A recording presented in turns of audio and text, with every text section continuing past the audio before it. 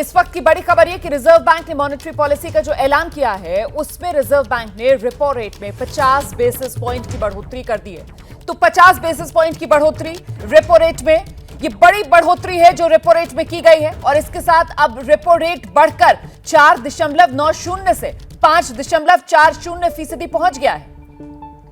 इस बढ़ोतरी का सीधा सीधा मतलब यह है कि आपकी जेब पर अब ईएमआई का बोझ जो है वो बढ़ेगा, क्योंकि जाहिर सी बात है रेपो रेट की ये बढ़ोतरी अब ब्याज बैंक जो है वो ब्याज के तौर पर ग्राहकों पर आगे भार बढ़ाएंगे और इसके बाद होम लोन से लेकर कार लोन, एजुकेशन लोन, सभी तरीके के जो बैंक से आप लोन लेते हैं वो महंगे हो जाएंगे।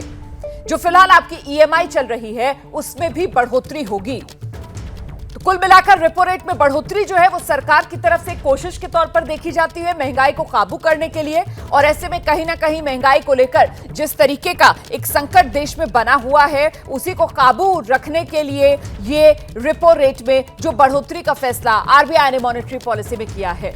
तो रेपो रेट अगर कम होता है तो बैंकों से सस्ता कर्ज मिलता है, लेकिन रेपो रेट इस वक्त बढ़ाया गया है, मतलब ब्याज महंगा हो जाएगा बैंक का और लोन महंगा मिलेगा बैंक से। रेपो रेट कम होने से आर्थिक गतिविधियां बढ़ती हैं, लेकिन फिलहाल रेपो रेट महंगा हुआ है तो मतलब मामला उल्टा बनेगा। महंगे कर्ज से महंगाई काबू करने की कोशिश की जाती है। ये मैं आपको पहले भी बता रही थी कि महंगाई काबू करने के लिए ये रेपो रेट जो बढ़ाया जाता है जिससे कर्ज महंगा हो जाए लेना, और ऐसे में जो लिक्विडिटी है वो जो है उस पर कंट्रोल लगे। तो ये तो हुई रेपो रेट की बात, और जरा आगे बढ़ते हुए आपको ये भी बता देते हैं कि रेपो रेट के साथ साथ रिवर्स रेपो रेट, ये भी एक टर्म है जो आप सुनते होंगे। रिवर्स रेपो रेट वो दर जिस पर आरबीआई बैंकों से पैसा लेता है। रिवर्स रेपो रेट से बढ़ाकर आरबीआई बाजार से पैसा खींचता है।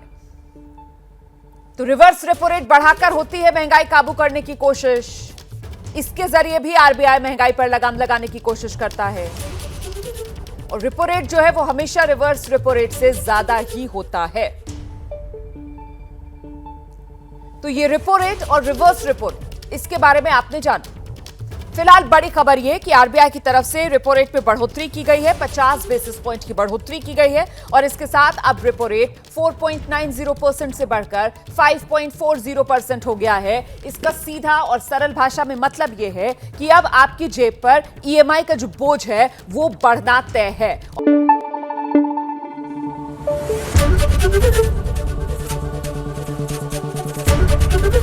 एबीपी न्यूज आपको रखे आगे।